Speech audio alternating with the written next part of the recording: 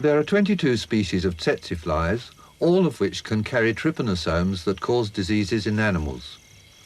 Some are vectors of human trypanosomiasis, sleeping sickness. Adult flies measure from 6 to 14 millimeters in length and are found only in tropical Africa.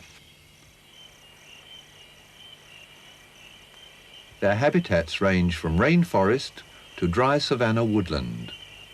The tsetse fly can be distinguished from other flies by the pattern of the veins in the wing, forming the so-called hatchet cell. It also has a proboscis that projects forwards. A widespread and economically important species, Glossina morsitans, occurs in savanna woodlands, concentrating in areas of denser vegetation at the end of the dry season when temperatures are high and humidity is low.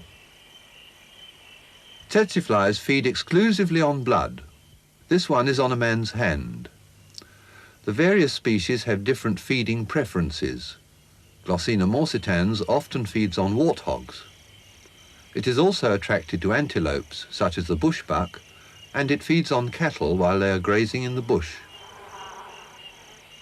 Here are two lightly coloured young flies feeding.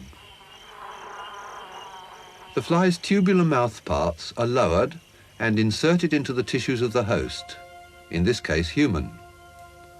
The mouth parts break up tiny capillary blood vessels under the skin, forming a pool from which blood is sucked up into the fly.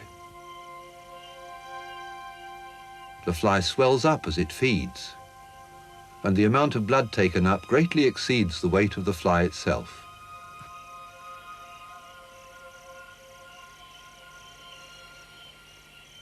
Male tsetses can easily be distinguished from females by the presence of the hypopygium, the external genitalia, at the end of the abdomen of the male. And this is a female. Female flies mate when very young. Probably most do so when taking their first blood meal. A non-volatile contact sex recognition pheromone in the cuticle of the female assists in pair formation.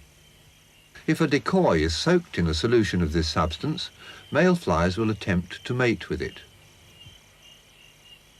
The flies can remain paired for several hours, and although females may mate more than once, only one pairing is necessary because sperms are stored in the spermathecae of the female. This diagram shows the sexual organs of a female tsetse. Here is the vagina, the uterus, the ovaries, the oviduct, the sperm ducts, and the spermathecae.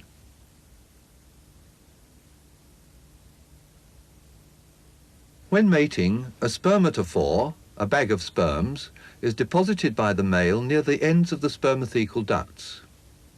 Sperm leave the spermatophore and move into the spermathecae. Unlike most insects that produce large numbers of eggs, the tsetse fly gives birth to one living larva at a time.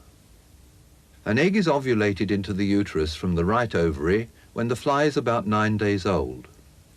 It is fertilized by a sperm from the spermathecae and the embryo develops. After about 4 days, the egg hatches into a first instar larva, which feeds on milk produced by the uterine glands. The larva molts twice. It comes to occupy most of the mother's abdomen, replacing the original blood meal as it grows. The pregnant fly selects a shady spot, settles on soft leaf litter, soil or sand, and gives birth to the fully formed larva. It comes out tail first, and the black objects on the rear end of the larva are respiratory organs, the polyneustic lobes.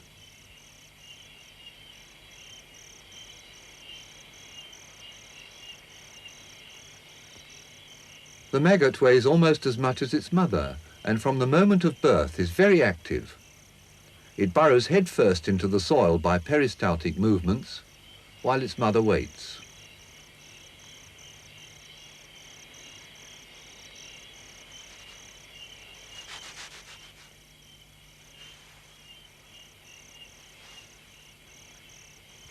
When she flies away, it will be to obtain another blood meal and to produce another larva in 9 days' time. When the larva has gone deep enough, it stops moving. The larval cuticle hardens and, seen here on the surface and speeded up, changes in colour from white to black. The larva has now become the puparium, and the adult develops inside it. 2 molts take place within the puparium. The first produces the pupa, and the second the imago. Here you can see the changes by X-ray. Like all stages of the life cycle, the duration of the puparial period depends on the ambient temperature. At a mean temperature of 25 degrees Celsius, it lasts about 30 days. This is the best stage at which to collect tsetse flies for laboratory work.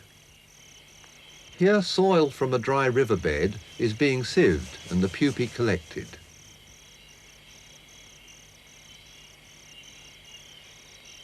When it is ready to emerge, the imago breaks the anterior end of the puparium. The balloon-like tilinum on the head of the fly, between its eyes, expands and contracts repeatedly and helps it to get out. The fly is on its back. Its proboscis springs out, and it slowly struggles out of the puparium. Normally, of course, all this takes place underground.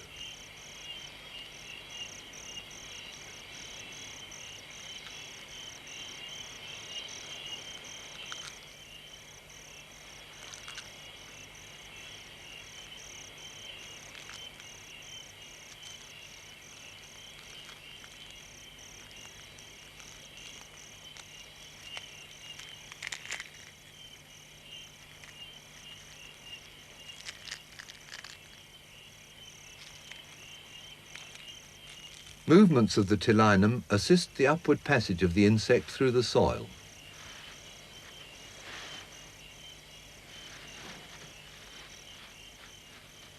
The fly breaks through to the surface and rests, while its wing veins fill with fluid. The wings gradually expand and then dry out. This takes several minutes. Here you see the process speeded up 5 times.